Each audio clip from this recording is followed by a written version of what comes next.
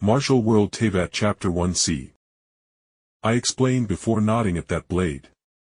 Hence I know you got a shit blade, man. They rushed the tempering with the forge being super hot, so the tang didn't heat up at all from where it was sticking out of the forge, so instead of being somewhat shock absorbent or pliable like a handle is supposed to be after quenching the blade. Now the handle is so differing in density and hardness between the hard blade and ultra soft handle that middle is a major stress point that, as you see, is crumbling.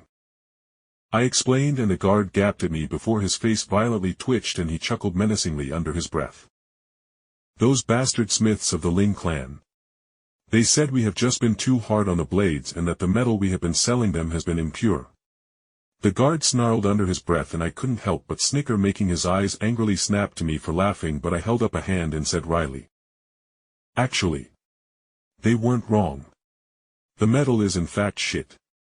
But it's clear they were alloying or cutting in trash impure metals from old builds into the blade," I said, and his face went beyond red and become purple as he tersely stated, "Proof. Give me proof and I will see you rewarded for your help as a captain of the Liu Millilith," he demanded, and for a moment I considered using a weak activated acid to break the poorly fused different alloys before I held up a hand to the sword as I reached behind the bench and grabbed one of the pure white park rocks.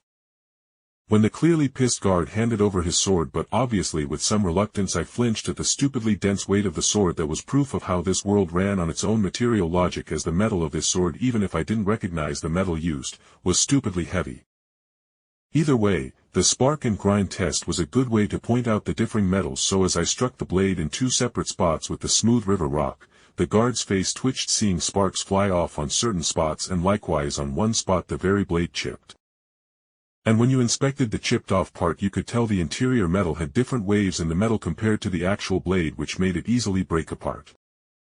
So it's clear the metal ingot used to make the billet that was forged into the blade itself used a bunch of different ore, and even the chaff or hammer scale of previous projects were recycled into the ingot and billet, leading to its unstable current state. I finished with a shrug before coughing, as my throat was now kind of dry from monologuing. The older guard chewed on his lip before snorting and standing up, and he looked at me with a raised eyebrow. "Come on, young man, I need to report this and I will need your input to get this cleared. And of course to get you a reward, obviously," he said with a small smile, and I nodded and followed the Millilith guard captain towards a large governmental building.